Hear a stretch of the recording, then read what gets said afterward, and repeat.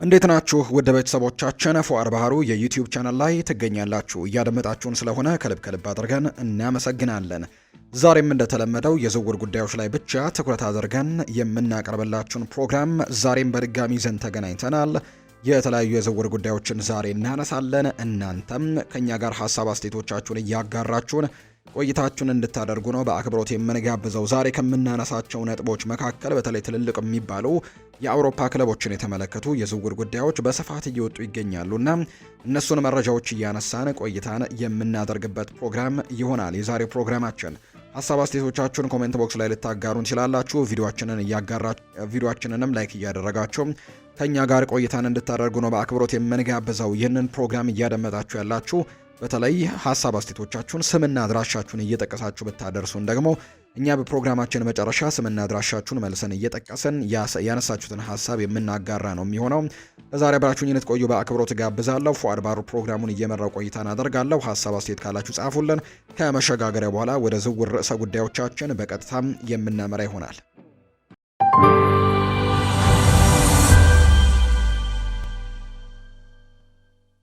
ማንቸስተር ዩናይትድ ከኤሲ ሚላኑ አጥቂ ራፋኤል ሊያኦ ጋር በድጋሚ ስሙ እየተያዘ ይገኛል። ክለቡ ራፋኤል ሊያኦን ለማስፈረም በሚያደርገው ጥረትም ለጣሊያኑ ክለብ በልውውጥ መልክም ሊያቀርብለት የሚችለውን ሳቢ ተጫዋቾችም እንዳሉት ይነገራል። ራፋኤል ሊያኦ በሴሪአው በነበረው ቆይታም ድንቅ ብቃትን ያሳየ ሲሆን በማንቸስተር ዩናይትድ የአጥቂ ክፍል ውስጥም ከማቲዮስ ኩኛህ ጋርም የተሻለ አማራጭ ሊሆን እንደሚችል ይታመናል። በመሆኑም ተጫዋቹ ወደ ኦልድ ትራፎርድ ሊዘዋወር ይችላል የሚለው ወሬ በድጋሚ መነሳቱ ብዙም የሚያስደንቅ አይደለም። ዴይሊ ሜል እናም ካልቺዮ መርካቶ የተባሉ የመረጃ ምንጮች እንደተናገሩት ከሆነ ይህንን የፖርቱጋል ብሔራዊ ቡድን አባል ከማንቸስተር ዩናይትድ ጋር ያያያዙት ሲሆን በዝውውር ሂደቱ ላይ አዲስ ለውጦች እንዲኖሩ እንዲችል ነው እየጠቆሙ የሚገኙት። ጋዜታ ዴሎ ስፖርት እንደዘገበው ከሆነ ሚላን ለራፋኤል ሊያኦ ዝውውር እንግዲህ አካል አድርጎ እንደ ማርከስ ራሽፎርድ ወይም ደግሞ ማኑኤል ኡጋርቴ ያሉ ተጫዋቾችን ሊቀበል ይችላል። እንዲሁም ሮሰኔሮቹ ሚላኖች ደግሞ በጆሹዋ ዘርክዚ ላይ ፍላጎት እንዳላቸው ይፋ ተደርጓል። ራፋኤል ሊያኦ የራሱ የሆኑ ጠንካራ ጎኖች ቢኖሩትም አንዳንድ ሁኔታዎች ግን ዝውውሩን ለዩናይትድ ስጋት የተሞላበት ሊያደርጉት እንደሚችሉ የሚከራከሩ አሉ። በቅርብ የመረጃ ምንጮች እንደሚናገሩት ከሆነ ግን ራፋኤል ሊያኦ ለዩናይትድ ተስማሚ ዝውውር እንደሆነ በርካቶች እያመኑበት ይገኛሉ። ራፋኤል ሊያኦ በዚህ የውድድር ዘመን በሚላን 9 ጎሎችን አስቆጥሮ 3 ለጎል የሆኑ ኳሶችን አመቻችቶ አቀብሏል። በፕሪሚየር ሊጉ ደረጃ ደግሞ ከሴሪያው በጣም ላቅ ያለ በመሆኑ አሁን ባለው የጎልና የአሲስት ቁጥሮቹ በእንግሊዝ እግር ኳስ ውስጥ ትልቅ ለውጦችን ያመጣል ብሎ ማሰብ ትንሽ ሊያዳግት እንደሚችል በርካቶች ያነሳሉ። ምንም እንኳን ተጫዋቹ አስደናቂ የተፈጥሮ ችሎታና ክህሎት ያለው ቢሆንም እነዚያን ባህሪያት ብቻ በፕሪሚየር ሊጉ ስኬታማ ለመሆን ዋስትና አይሆኑትም። በመሆኑም ዩናይትድ በዚህ ውድ ዝውውር ሌሎች አማራጮችን መመልከት ሳይኖርበት እንዳልቀረ የሚጠቁሙና የሚደግፉ ደግሞ በርከት ያሉ የዝውውር ምንጮችም እንዳሉ ነው የሚታመነው።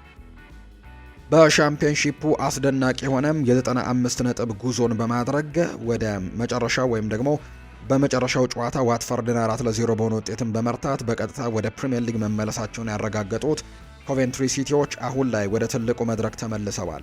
አሰልጣኝ ፍራንክ ጄምስ ላምፓርድም ስካይ ብሉ በመባል የሚታወቁት ኮቬንትሪዎችን ሙሉ በሙሉ አነቃቅተዋቸዋል። ነገር ግን የድል አከባበሩ በፍጥነት ወደ ከባድ የቦርድ ስብሰባና እቅድ መሸጋገር ይኖርበታል። በፕሪሚየር ሊጉ ለመቆየት አዲስ አዳጊ ቡድኖች ልምድ ያላቸው ተጫዋቾችን በእጅጉ ይፈልጋሉ። ጋዜጠኛ አለን ኒክሰን እንዳወጣው ዘገባ መሰረት ከሆነ ደግሞ ኮቬንትሪ የአስተን ቪላውን ሮስ ባርክሌን ወደ ክለቡ ለማምጣትም ደፋር የሆነ የክረምት የዝውውር እቅድም ነድፈዋል። የባርክሌይ የአሁኑ የአስተን ቪላ ቆይታ በጣም የተወሳሰበ ነው። ከጥቂት ዓመታት በፊት በሉተን ታውን በነበረው ድንቅ ብቃት ስሙን ማደስ ቢችልም በዚህ ዓመት በኮከቦች በተሞላው የአስተን ቪላ ስብስብ ውስጥ መደበኛ የመጫወቻ ጊዜን ማግኘት አልቻለም። በተደጋጋሚ በሚያጋጥመው የጉልበት ጉዳት ምክንያት በኡናይ ኤምሪ ስርም መደበኛ ተሰላፊ መሆን ከባድና ዳገት ሆኖበታል። ኮንትራቱ አሁን ባለው የ2025-26 የውድድር ዘመን መጨረሻ በይፋ የሚያበቃ በመሆኑ በቪላ የመቆየት እድሉ አነስተኛ ይመስላል። ቪላ የኮንትራት ማራዘሚያ አማራጭ ቢኖረውም በቡድን ውስጥ ካለው ጥራት ያለው የአማካይ ክፍል ጥልቀት አንጻር ያንን አማራጭ የመጠቀም እድላቸው አነስተኛ ነው። ይህም ደግሞ ሮስ ባርክሌይ በክረምቱ ዝውውር መስኮትም በነፃ ከሚገኙ ተጫዋቾች መካከል አንደኛው ያደርገዋል ተብሏል። የፍራንክ ጄምስ ላምፓርድ ሚና የሚመጣው እዚህ ጋር ነው። የኮቬንትሪው አሰልጣኝ በፕሪሚየር ሊግም ውስጥም ለመቆየትም ምን እንደሚያስፈልገው ያውቃል። አሁንም ያለውን ስብስቡን ተሰጥኦና መነሳሳት ቢኖረውም በከፍተኛ ሊግ ውስጥ ደግሞ ያለውን ልምድ ግን አነስተኛ መሆኑን ተረድቷል። እንደ ባርክሌ ያለም ተጫዋችን መጨመር በቡድን ውስጥም ያለውን ሁኔታ ሙሉ በሙሉ ይለውጠዋል ተብሎ ነው የሚታሰበው። ባርክሌ በጥሩ የአካል ብቃት ላይ የሚሆንበት ጊዜ ጉልበትን፣ ኳስን ይዞ የመሮጥ ችሎታና የፈጠራ ብቃትን ይጨምራል። እንደ ጆሽ ኢልክስ ያሉ ደግሞ ተጨማሪ ጠንካራ ተፎካካሪዎች የመሆን የአጥቂ አማካኝም ቦታ ላይ ሊሰለፍና የቡድኑን ቴክኒካል ደረጃንም ሊያሳድግ እንደሚችል ነው በርካቶች የሚያምኑት። የውድድር ዘመኑ በዚህ ግንቦት ወር ወደ ማጠቃለያው እየተቃረበ ሲመጣም በሰሜን ለንደን ያለው ውጥረት ፕሪምየር ሊግን ዋንጫ ፉክክር ብቻ አይደለም። ሚኬል አርቴታ ትኩረቱን ሜዳ ላይ ባደረገው ጨዋታ ላይ ቢያደርግም የአርሰናሉ ታሪካዊ ሰው ሮይ ፓርለር ግን በሚቀጥለው የውድድር ዘመን ስለሚኖረው የቡድን ስብስብ አስገራሚ መረጃዎችን እየሰጠ ነው። ፓርለር ሲናገርም ጋብሪኤል ሄሱስ ክለቡን ለመልቀቅ በጣም ተቃርቧል ሲል በይፋ ተንብዮአል። ይህም ደግሞ አርሰናሎች ሌሎች 4 የመጀመሪያ ቡድን ተጫዋቾችን ለሽያጭ ሊያቀርቡ ይችላሉ ለሚሉ ሰፋ ያሉ ዘገባዎችም እንዲሁ ተገጣጥመዋል። የጋብሪኤል ሄሱስ አርሰናል ቆይታ ውጣ ውረድ የበዛበት ነበር። መጀመሪያ ክለቡን ሲቀላቀል በከፍተኛ ግፊት ወይም ፕሬሲንግ እና ባለው ጉልበትም የአርሰናል የፊት መስመርን ሙሉ በሙሉ ቀይሮት ነበር። ሆኖም ግን አሁን ላይ የመሰለፍ ዕድሉ በቋሚነት የተረጋገጠ አይደለም። በሜትሮ ዘገባ ላይ እንደቀረበው የፓርለር አስቴት ብራዚላዊው በዚህ አጥቂ በየዓመቱ የመሰለፍ ከፍተኛ ፍላጎት ስላለው በዚህ ክረምትም ክለቡን እንዲለቅ ሊገፋፋው ይችላል። ፓርለር ሲያስረዳ ጋብሪኤል ሄሱስ በውድድር ዘመኑ መጨረሻ ሊለቅ ይችላል ብዬ አስባለሁ። እሱ በአሁን በየሳምንቱ መጫወት በሚፈልግበት የዕድሜ ክልል ላይ ይገኛል ሲልም ነው የጠቀሰው። ይህም የአርሰናል ዝነኛ ተጫዋች ዘመናዊ ቡድኖች ጥልቅ ስብስብ ሊኖራቸው እንደሚገባም ሲገልጽ የእርሱ የመጫወት ዘመንም በማስታወስ እኔ በምጫወትበት ጊዜ 4 አጥቂዎች ነበሩን። ያልገባኝ ነገር ቢኖር ጋብሪኤል ሄሱስ ቢለቅም ባይለቅም ለማንኛውም ሌላ አጥቂ መጨመር አለባቸው ብሏል። አዲስ አጥቂ ማምጣት በቡድን ውስጥም ያለውን ፉክክር መንፈስም ያሳድጋል ብሎ ፓርለር በጽኑ እንደሚያምን የተነገረው። ነገር ግን ጋብሪኤል ሄሱስ ብቻውን ላይሆን ይችላል። አርሰናል ትልልቅ የክረምት እቅዶችን ለማሳካት በተለይም ድንቁን ተከላካይ ፒዮሮ ሂንካፒየን በቋሚነት ለማስፈረምም ከፍተኛ ገንዘቦችን ማግኘት ይኖርበታል። 4 ትልልቅ ተጫዋቾችን ለሽያጭ ሊያቀርቡ እንደሚችሉም የሚጠቁሙ ዘገባዎች ወጥተዋል። እነርሱም ጋብሪኤል ማርቲኔሊ፣ ቤን ዋይት፣ ኢታን ንዋኔሪ እና ማይልስ ሉዊስ ስኬሊ ናቸው። እንደ ማርቲኔሊ ወይም ቤን ዋይት ያሉ በአርቴታ ስር ትልቅ አስተዋጽኦ ያላቸው ተጫዋቾችን መሸጥ የማይታሰብ ይመስላል።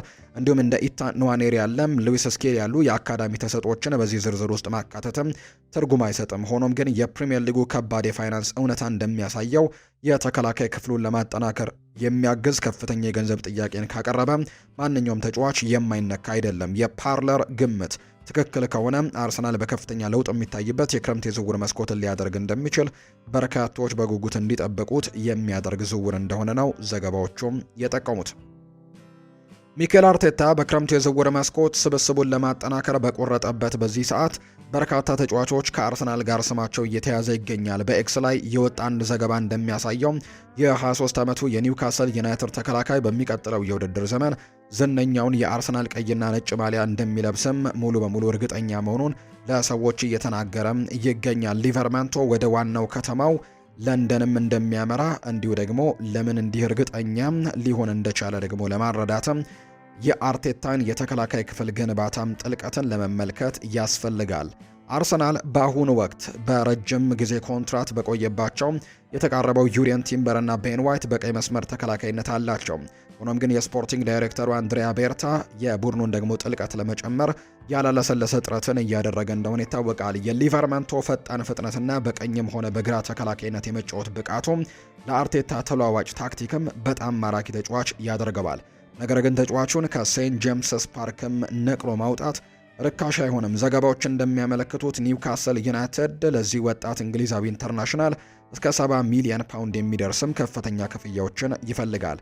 በተለይም ደግሞ ሊቨርማንቶ በብሽሽት ጉዳት ምክንያትም ከ30 በላይ ጨዋታዎች ያምለጦት የነበረ መሆኑን ስናስብ እንዲህ ያለ ከፍተኛ ገንዘብም በአንድ ተጫዋች ላይ ማውጣት ትልቅ ሪስክ እንዳለው ነው የሚነገረው። ከዚህ በተጨማሪም ማንቸስተር ሲቲዎች በዝውውሩ ዙሪያ ላይ ፍላጎት እያሳዩ መሆናቸውንና የዋጋ ፉክክር ውስጥም ሊገቡ እንደሚችሉ መረዳት ይቻላል። ከኒውካስል አንጻር ይህ ትልቅ የዝውውር የፋይናንስ እውነታ ጋርም የተያዘ ነው። ልክ እንደ ቡድን አጋሩ አንቶኒ ጎርደን ሁሉ ማክፓይሶቹ በፕሪሚየር ሊጉ በፋይናንስ ደንቦች ከፍተኛ ጫና ውስጥ እንደሚገኙ ይታወቃል።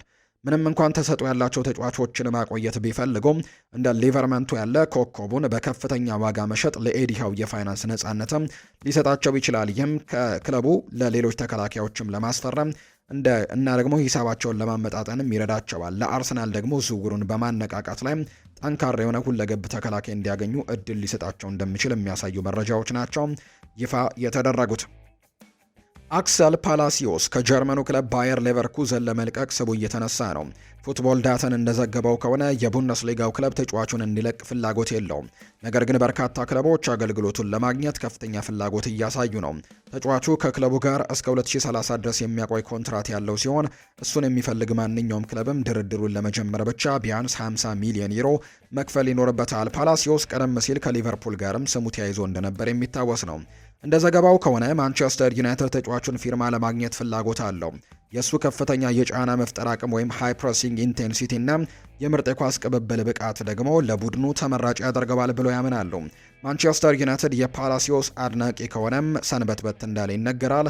ካሴሜሮ በክረምቱ የዝውውር መስኮት ክለቡን የሚለቅ በመሆኑ ማንቸስተር ዩናይትድ እሱን በአግባቡ የሚተካ ተጫዋችም ያስፈልጋቸዋል። ለተከላካይ ክፍሉ ሽፋን የሚሰጥና ሌሎች አማካይ ተጫዋቾችን በነፃነት እንዲንቀሳቀሱ የሚያደርግ ተጫዋችም ይፈልጋሉ።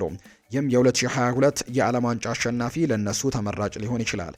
በጀርመን በነበረው ቆይታ ብቃቱን በተከታታይ እያሳየ ሲሆን ለእንግሊዝ እግር ኳስ የሚሆንም የአካል ብቃትና ቴክኒካል ክህሎትም አለው።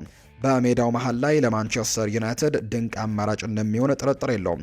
ማንቸስተር ዩናይትድ ለሚቀጥለው የውድድር ዘመን በቻምፒየንስ ሊግ ተሳትፎን ለማረጋገጥም እየተቃረበ በመሆኑ ለተጫዋቹ ሳቢ አማራጭም ሊሆን ይችላል ተብሎ ይታሰባል። በሌላ በኩል ማንቸስተር ሲቲም በተጫዋቹ ላይ ፍላጎት አሳይቷል። ለሮድሪ ድጋፍ የሚሆን ተጫዋችም የሚፈልጉ ሲሆን ይህ ደግሞ ደቡብ አሜሪካዊ ለቦታው ተመራጭ ሊሆን ይችላል። ማንቸስተር ሲቲ ለትልልቅ ዋንጫዎች በቋሚነት የሚፎካከርና ዓለም አቀፍ ደረጃ ያላቸው ተጫዋቾች ያሉበት ቡድን ነው።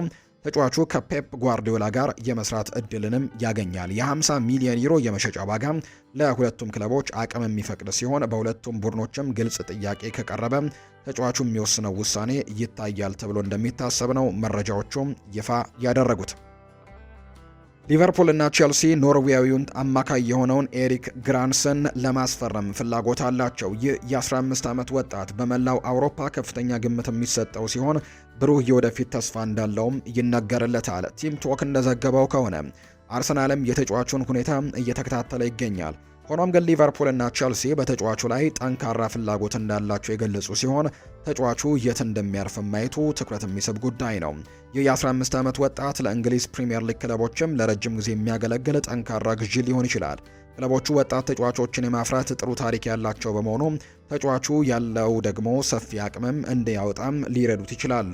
እሱም ለቡድኑ የፈጠራ ችሎታና ቴክኒካል ብቃትን ይጨምራል። ምንም እንኳን በየሳምንቱ በፕሪሚየር ሊጉ ደረጃ ለመጫወትና ገና ዝግጁ ባይሆንም አሁን ላይ ለቡድኑ ጠቃሚ ተጫዋች ለወደፊት ደግሞ የማይተካ ሀብት ሊሆን ይችላል። ግራንሰን በአጥቂ አማካኝነቱ በተጨማሪ በመሀል አማካኝነት ላይ መጫወት ይችላል ተብሎ ነው የሚታሰበው። ወደ ፕሪሚየር ሊግ የመዘዋወር ዕድል ለዚህ ተጫዋች አስደሳች ይሆናል። ይህም በሙያ ዘመኑ ትልቅ ደረጃ የሚሰጠው እርምጃ ሲሆን ራሱንም በከፍተኛ ደረጃ ሊፈትሽም ወይም ደግሞ ለመፈተሽ እድል ይሰጠዋል። በፕሪሚየር ሊጉ እንዲሁ እድገቱን ሊያፋጥንለትና አቅሙን እንዲያወጣም ሊረዳ ይችላል። አርሰናል፣ ሊቨርፑል፣ ቼልሲ ዝውውሩን ለመፈጸም የሚያስችል የፋይናንስ አቅም ያላቸው ሲሆን ለዚህ ተጫዋችም ፍላጎቱ እንዳላቸው በተደጋጋሚ የሚታይ ነው። የኖርዌዩ ኮከብ ደግሞ ወይም ደግሞ የዚህ ተሰጥኦ ተጫዋችም ወጣቱን በቀላሉ ማጣት ክለቡ አይፈልግም። ማራኪ ጥያቄ ከቀረበለት ግን ለመሸጥ ሊገደድ ይችላል። በሚቀጥሉት ጥቂት ሳምንታት ውስጥ ሁኔታው እንዴት እንደሚሄድም ማየቱ ትኩረት ይስባል ተብሎ ነው የሚጠበቀው። የጋላታሳራዩ አማካይ ጋብሪኤል ሳራ በውድድር ዘመኑ ማብቂያም ከቱርክ ሊለቅ እንደሚችል ስሙ እየተነሳ ነው። ካልቺዮ መርካቶ የተባለው የጣሊያን እትም እንደዘገበው ከሆነ ማንቸስተር ዩናይትድ እና ቶትናም ሆትስፐርስ ተጫዋቹን በቅርበት እየተከታተሉት ነው። ከጥቂት ወራት በፊት ሊድስ ዩናይትድን ከጋብሪኤል ሳራ ጋር ስሙ ተያይዞ እንደነበር ይታወሳል። ይሄ የ26 ዓመቱ ብራዚላዊ በአሁኑ ሰዓት አስደናቂ ብቃት ላይ የሚገኝ ሲሆን በሁሉም ውድድሮች 11 ጎሎች ላይ ቀጥተኛ ተሳትፎን አድርጓል። ተጫዋቹ ከ35 እስከ 40 ሚሊዮን ዩሮ ሊጠየቅበት ይችላል። ሁለቱ የፕሪሚየር ሊግ ክለቦች ለተጫዋቹ ጥያቄ ለማቅረብም ፈቃደኛ መሆናቸውን ማየቱ ትኩረት የሚስብ ጉዳይ ነው። ክለቦቹ ከአስተን ቪላና ከኒውካስል ዩናይትድም ፉክክር ይገጥማቸዋል። ቶተናምና ማንቸስተር ዩናይትድ በመሃል ሜዳ ላይ ተጨማሪ ጥራት እንደሚያስፈልጋቸው ግልጽ ነው። ጎሎችን ማስቆጠርና የፈጠራ ብቃትን መጨመር የሚችል በቴክኒክ የታነጸ የመሃል አማካይም ለነሱ አማራጭ ነው። ይሄ የ26 ዓመት ተጫዋችም በዩኤፋ ቻምፒየንስ ሊግ እንዲሁ ያለውን ብቃትም ያሳየ ሲሆን በፕሪሚየር ሊጉም ስኬታማ ለመሆን ችሎታው አለው።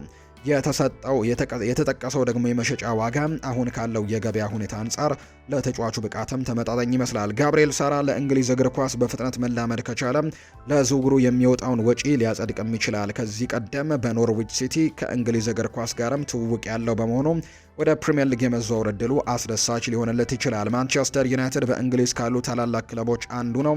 በሚቀጥሉ ዓመትም ለዋንጫ ለመፎካከር ተስፋ ያደርጋሉ። ተጫዋቹ የዚህ ፕሮጀክት አካል ለመሆንም ሊሳብ ይችላል። በሌላ በኩል ቶተንሃምም በፕሪሚየር ሊጉ ላለመውረድ እየታገለ ይገኛል።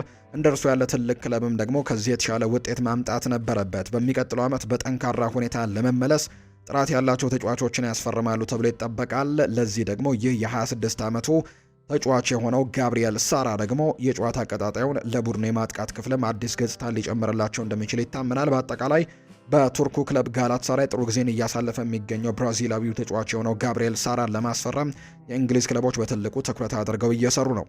አንድሪ ሮበርትሰን በውድድር ዘመኑ ማብቂያ ላይ ነፃ ተጫዋች እንደሚሆን የተረጋገጠ ጉዳይ እንደሆነ እናስታውሳለን። ባለፉት ሳምንታት ከበርካታ ክለቦች ጋር ስሙ ሲያዝ የቆየ ሲሆን የቱርኩ ፌነርባቼም የተጫዋቹን ፊርማ ለማግኘት ከፍተኛ ፍላጎት እንዳለው ይፋ ተደርጓል።